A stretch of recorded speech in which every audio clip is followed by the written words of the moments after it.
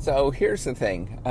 We know that there is a lot of implicit biases in this world. It's nothing like rocket science. In fact, you probably could have went back 100 years, 200 years, and we would have been saying the same exact story. Although the group that sort of perpetuates the bias would not have sort of recognized it. I think a lot of the powers that be now, culture is letting people recognize that there are a lot of implicit biases that exist, and I want to talk about that today.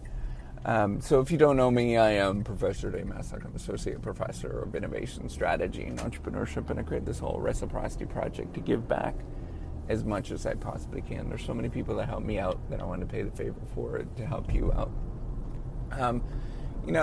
I read and listen to, or I sort of see these scientific articles that show that there's these implicit biases within the scientific process. That if you, depending on what school you go to, who you're affiliated with, who's on the paper, both what institutions they belong to, as well as their gender, and all these kind of things. They almost always show that there is some sort of implicit bias that happens within science, within the review process within science. There is also almost always, every article is like the rare scenario that shows that there's not an implicit bias within technology, within within business, within education, whatever domain that you're looking at, right? Like there's always these implicit biases that we have, and to some degree, and I hate to say this, that there is, that's how we make decisions, right? We sort of group things together and we come up together and sort of understand the world based on these implicit biases that we all have. And it doesn't matter who we are, we all have implicit biases. It doesn't matter what your ethnicity is, what your age is, whatever. We all have these implicit biases that are built into us because that's how we actually make real world decisions most of the time, right? We sort of try to take in as much available information as we can, so we codify things into sort of different categories, and then we stereotype basically on those categories. And you could sort of view that as like the wrong approach and get frustrated. And there is a lot of sort of trouble that happens with that, and it's really frustrating.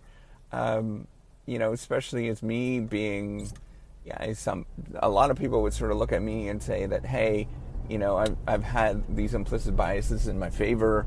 That's only part of the story, and there's truth to that, and I absolutely agree. But it's only part of the story. You don't understand my background, that I grew up in a family that didn't have the highest education in any of my relatives that I can remember, and we had a huge family. There was 6 of us kids, and then all of my parents, they had a whole bunch of kids. I don't know of anybody that made it past high school. It doesn't matter who it was, right? And we grew up in a town that was in the middle of nowhere, 4 hours from any university. A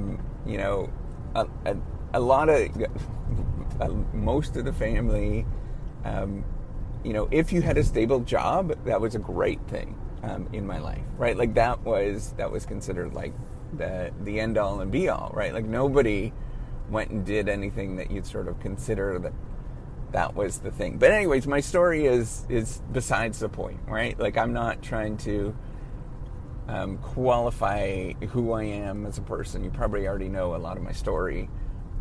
If you haven't, you could look it up. So what I want to sort of reiterate is that this world is full of implicit biases. Like it's galore, right? Like that's how we make decisions. It's not going to change anytime soon.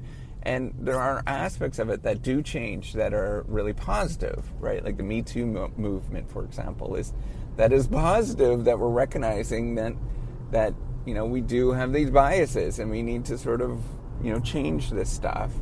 But at the same time, it sort of creates, other things that are unintended consequences from that, and it makes people sort of nervous to, other people nervous to speak out in different ways, and all these things that we need to be, that if you correct these implicit biases, there's other things that sort of pop up, and that's really what unintended consequences are. And we're not going to know what those are until a decade, 2 decades from now, right? And we kind of see some of that coming up right now and bubbling up to the surface, sort of culture, denying institutions, for example, scientific institutions, and it's pretty mainstream now.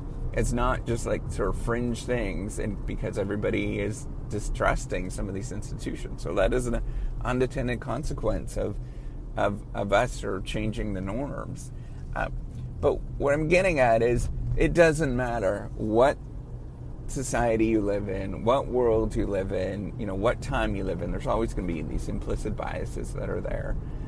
And as an individual, you can change it. You definitely can sort of make an effort to change that. And I strongly believe in, social change and working on these things. But I also know that it doesn't change as much as you think it would. And you can spend an entire lifetime trying to provide the social change and working on it. And it's only incrementally going to move, right? And you're not going to be satisfied with what it's done. So what you need to do is realize the only thing that you can really change in your life is who you are as a person. And I'm not saying that you should go and accept all of these implicit biases, but what I'm saying is that you got to work within it and know that those exist, and you got to just be like, screw it, they exist, I'm going to work within it and do it anyways, and figure out how it works to my advantage, and how can I sort of leverage some of these implicit biases that we have. The world is screwed up, and the world has a lot of problems. Like, there is a lot of problems, there's a lot of systematic problems, but you have to work within that world. And it doesn't matter what you're doing, you have to work within that world. And you can either let it sort of gobble you up and get frustrated and anxious, or you could just simply say, you know what, the world is screwed up, but I'm going to do something anyways, and I'm going to act on it. And I'm going to do all that I can to act on it so that my world around me is better off. Right? Like, my immediate world, maybe it'll be amazing if you could sort of make a bigger change. And that's amazing. That's kind of like how you make this bigger change. A great story, and I love how this kind of sort of evolved for him, because I really like what he listens to, or what he says, is Simon Sinek in a lot of ways, right? Like, I hope to mimic some of his stuff, because it's very good. But, his story is that he just started talking to friends. And when he was talking to friends, people said, hey, this kind of makes sense. And then as he sort of evolved, his influence got bigger and bigger and bigger. And now he's sort of, quote unquote, business influencer or whatnot. But that's what you need to do, is change who you are and change the immediate group around you and have them better off, and not worry about the sort of larger, giant world around us. Because the world around us sucks. There's a lot of suck that happens, and that's what you as somebody that might want to influence people, make change.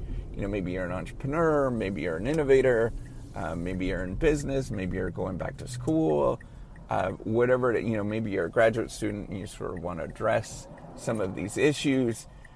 You got to realize that those issues you're not going to make that much of a difference on it, but what you can make a quantitative leap, or not a quantum leap, completely change things, is changing who you are. And, figuring out who you are as an individual, kind of coming to your own terms of, hey, if I fix myself first and I get to me being better, then I can, I could be that person that could be a pillar with everybody else around me, and they can eventually realize that everybody else can sort of, they can come and say, hey, how'd you do this? What would you do? And I know it's hard for people to ask those kind of things, but that's all you got to do, and sort of live your life and make the positive change, whatever that thing that you sort of pick to change. And if it is some sort of, if you are that person that's looking at social change and wanting to change the world, pick your little thing, pick your little battle of what you're trying to change, right? You're a social entrepreneur and you want to change poverty in your city, get people to get change child poverty, for example. Well, then just focus on child poverty. Don't focus on everything else until you become the person that actually, you can make that change. And then from there, you can sort of grow and make a larger influence over a longer term. That's what I want you to realize, is that, man, the world sucks. There is a lot of implicit bias and a lot of problems, but what can you do as a person? The only thing you could do is get up, get going, and live your life. You worry about all that stuff, and it's so often, it's so pathetic that all of these implicit biases still exist. And so, like, oh my God, you're kidding me. That is funny. That, it's, of course this stuff exists, right? Like, it's like, golly, it's not rocket science that it exists, but I mean, that sucks. What I'm getting at is, don't let that whole nasty, all of this kind of systematic crap get into your mind and sort of hold you back and become like, the world is going to take over me. Because it will, and it will be hard. It's kind of like, duh, it's going to be hard, it's going to suck. The whole thing's a grind.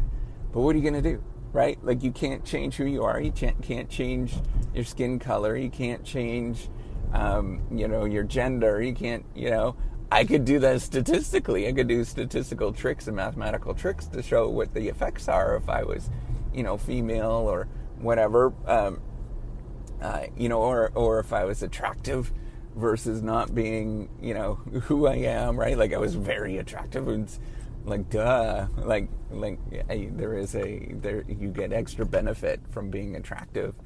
But, all of those things, you can't change that stuff. You can't change, maybe you're listening to this and you only have an arm, and you're missing out on, you don't have legs, you don't have one arm. Well, you can't change it, right? Like, you could sit there and be all upset at the fact that you don't have two legs and an arm, but that's not going to change what the world is. But you can damn well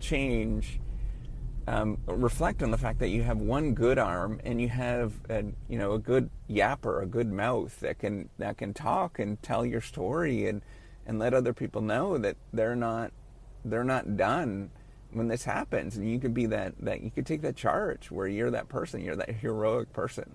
There's this person on the internet that I've seen, and I wish I remember his name.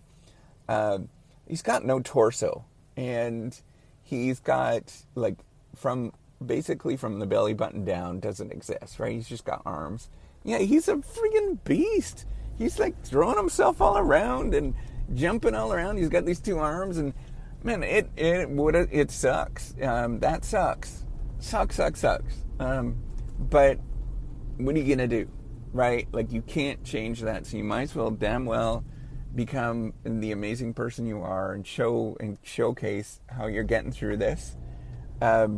Tell your story and go live your life.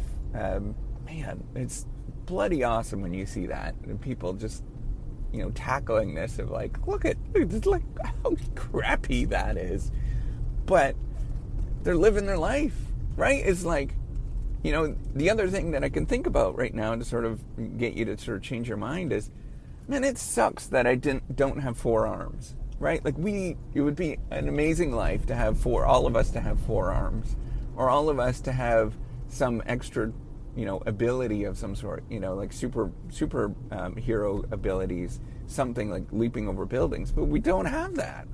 And do we sit there and say, oh, I wish I would have had, four arms. I wish I can have Superman abilities. Yeah, okay, your superhero abilities. Yeah, okay.